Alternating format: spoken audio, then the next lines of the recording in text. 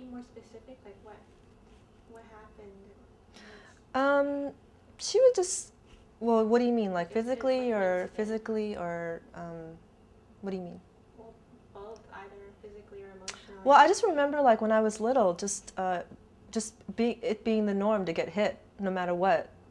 Where? Like where? Just to get your ear pulled or you get your head slapped or to be thrown across the room, stuff like that. To be threatened every day that you're going to get hit. Tell me about what would cause that. Why would I she? don't know. Like I just remember like okay, I'll give you an example. Like she would make soup and then she would ask me to take it from the counter to the table, and then and to deter me from spilling a drop of the soup, she would say, "Now, if you spill that soup, I'm gonna pull out your hair and um, I'm gonna wipe the floor, the wet floor with your hair." I mean, that's what I grew up with. So that made me even more nervous. That's what I remember. I mean, up until I was like I think 7 years old, from the time I was born to the time I was 7, I just remember thinking it was like normal to get beaten or to get hit. And then like one day it just kind of, not one day, but like I guess gradually it stopped and I thought, oh, that's weird. I didn't get beaten today. Describe the being thrown across the room. I What was that? think it was a time where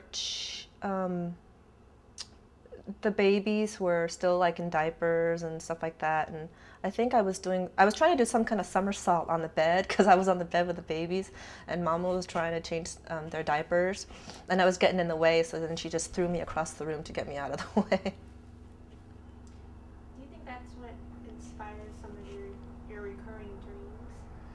I don't know, maybe. Do you feel like you were powerless?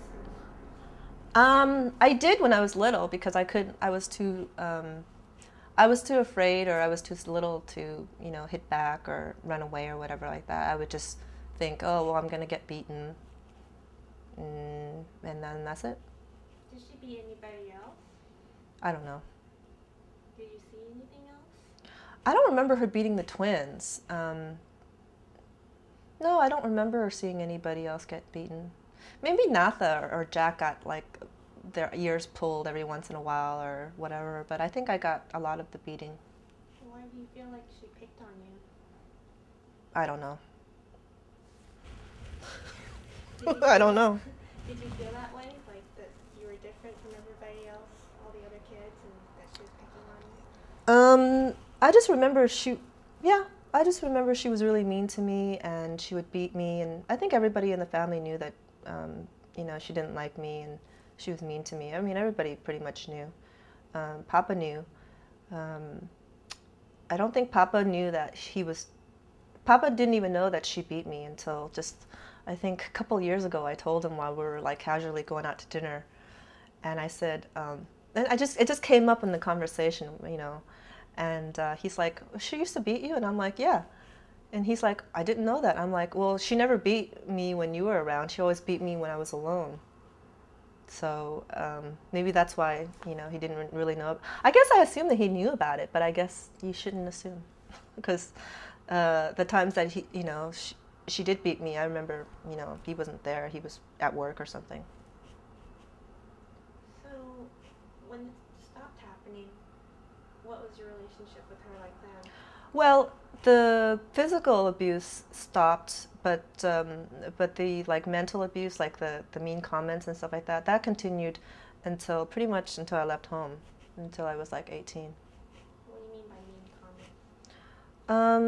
comments? Just like I'm gonna pull out your hair and wipe the floor with it and things like that.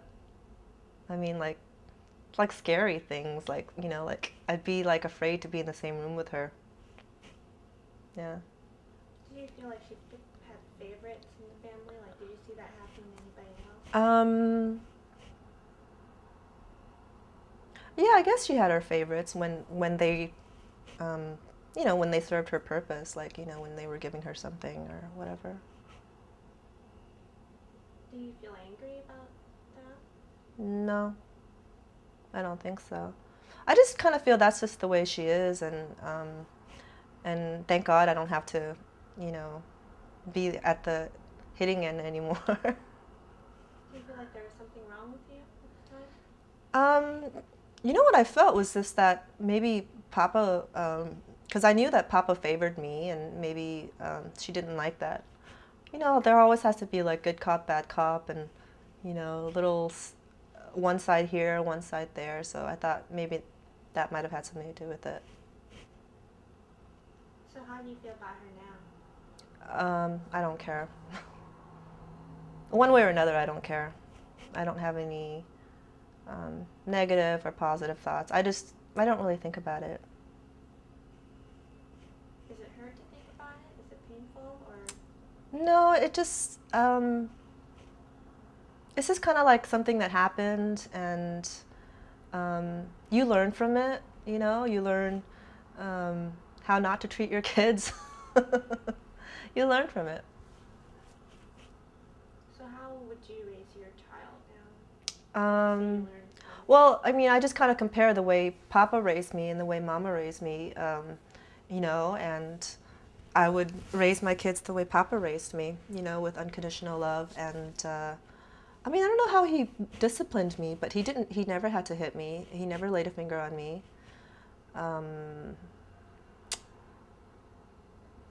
You know, just a lot of attention, a lot of unconditional love, I think. How do you think the way she treated you as a child affected your person as you are now?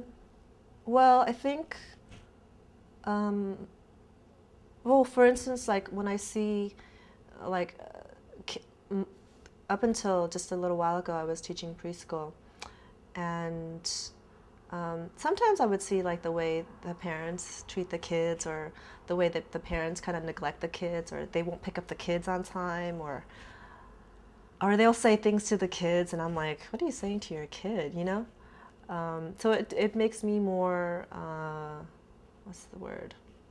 Aware, more sensitive to the way kids, I mean, especially little kids, you know, at the impressionable age. Because you know, all my good memories of Papa were when I was, you know, most of them were when I was like less than 10 years old, you know, when I was a little kid. And that's the stuff that a kid remembers, you know, the stuff when they're really little, you know, how their parents cared for them and stuff, so. It just makes you more aware, you know, because like if you didn't have to think about stuff when you were a kid, well, you know, you just kind of like take it for granted. But then if you know, really had to face up to certain things, then it kind of, you know, it makes you more conscious of it. Okay. Do you feel like, well, do you feel like there's a connection between how you felt like with Mama and the abuse and everything, and your chosen career of taking care of children? Well, my chosen career is not actually to take care of children, it's actually to teach children. It's as a teacher. I just happened to have gotten this preschool job because it was the only job I could get at the time. But now I'm going into special ed, and so I think that's where I want to develop. So, but do you feel like there's some kind of a connection? And you're around a lot of kids. I know I like kids. I mean, they respond really well to me. My chosen career of being a teacher, I think, had more to do with the fact that I just liked teaching. I remember just people, like when I was in finance before I decided to go into teaching, people would say, you know what, Sue, you would be a good teacher. Or, you know, I'd go to Kinko's or something and they would say, oh, are you a teacher? And I'm like, no. And they'd say, oh, too bad, you would have gotten a discount. You know, people would ask me stuff like that. And I was always like volunteering to tutor here and there. And, you know, even when I was in finance, people would ask me to give like little training sessions for this and that. And I was really good at it. So, you know, and I knew finance wasn't for me ultimately, so that's how I got into teaching. Okay, hold on a second, okay? I have to change